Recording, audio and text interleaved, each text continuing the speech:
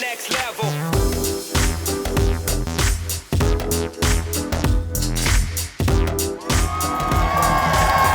Hello, Memphis!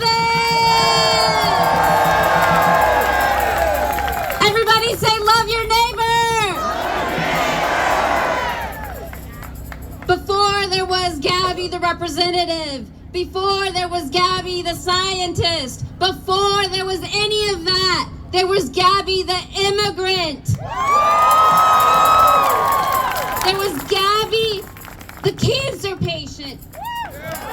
There was Gabby the ESL student in North Memphis. I learned to speak English at Coleman Elementary in North Memphis. I am a product of what it means to be a Tennessean and what it means to be a Memphian. We have strayed so far away from our values. And I think the evidence of that is to see what is prioritized at the state legislature. We lead the country in hospital closures. Our fellow rural neighbors are struggling to get the care that they need. Yet we will not pass Medicaid expansion.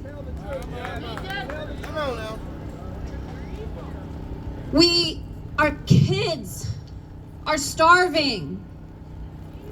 And our governor decided to take away $91 million from our kids so that they could eat.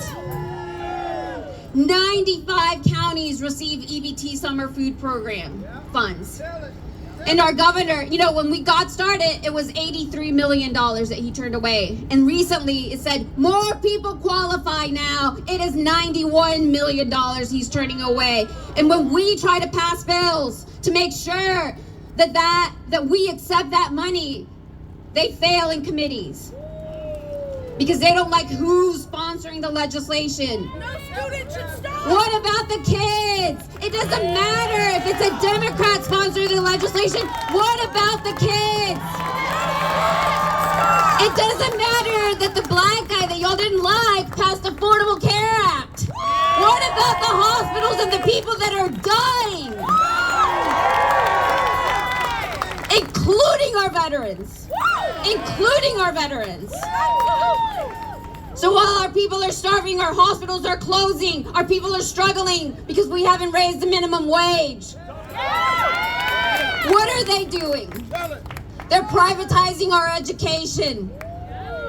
They're taking money away from our public schools. And then they have the audacity to say that Memphis has no talent.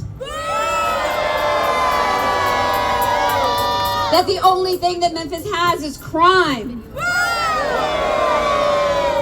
Let's talk about crime, y'all. Let's talk about crime and how no one should be above the law, including the governor. The court said that the governor was breaking the law. And it's up to us to hold him accountable. Because no one talks about the crimes that are committed in the halls of the legislature. No one talks about the crime of starving our kids and closing our hospitals. So if we want to talk about crime, let's talk about it. And let's include the governor and the cronies that he has. Not only at the state level, but at the federal level too. So it's not easy being in Tennessee right now. It's not easy. And a lot of the time we feel alone. I know what that feels like. I serve in the legislature. Not only am I a Democrat, but I'm a progressive member of the Democratic Party. I'm the only Latina in all of Tennessee government.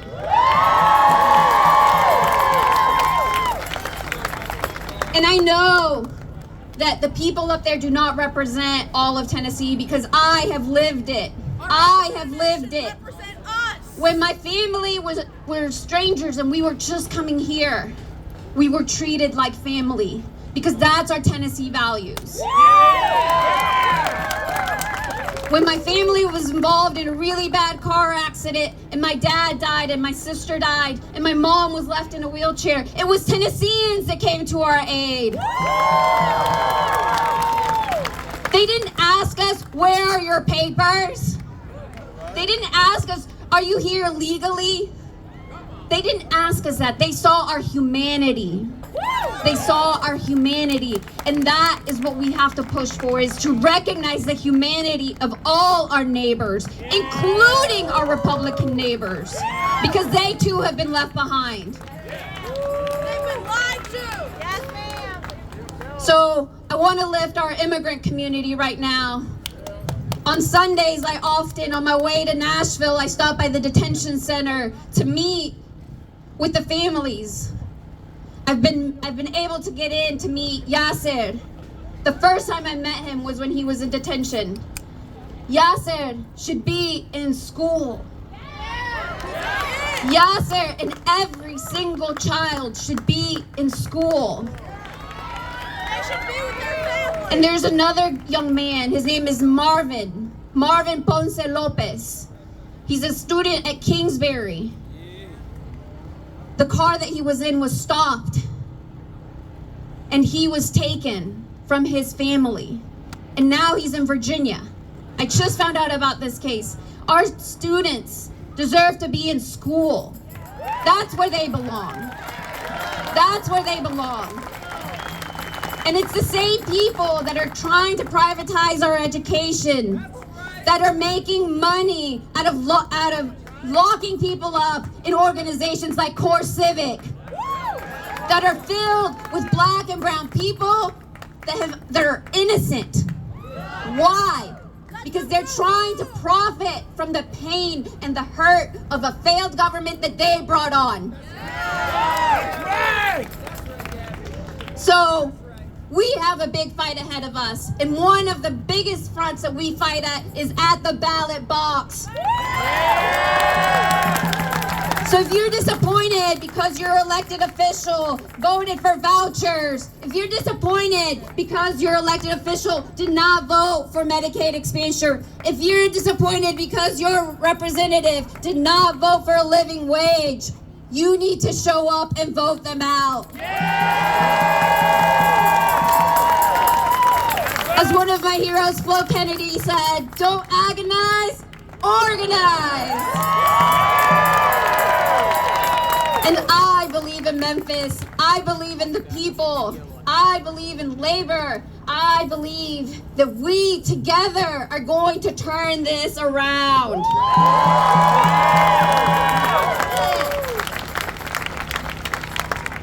Para mi familia inmigrante, sé que los momentos ahora están bien difíciles, pero no pierdan esperanza, porque hemos llegado a ese momento juntos. Y no es fácil abandonar tu patria, no es fácil aprender un nuevo idioma, no es fácil, pero hemos llegado hasta ese momento y tenemos la fuerza, la fortaleza para salir de ese momento. Y sepan que miren alrededor, que tienen gente que los apoya, que los quiere y que ve que somos humanos, que todos somos humanos. Así que agárrense de esa esperanza, porque juntos vamos a luchar. So I like to close with saying that not everyone in our community can vote. Not everyone in our community can vote because the other side is working really hard to take away our ability to vote. So when you show up at the ballot box, don't only vote in your interest. Vote in the interest of everybody in our community that cannot vote. Vote for our immigrant community. Vote for our community that is incarcerated. Vote for our homeless community. Vote with them in your heart and in your mind. Thank you.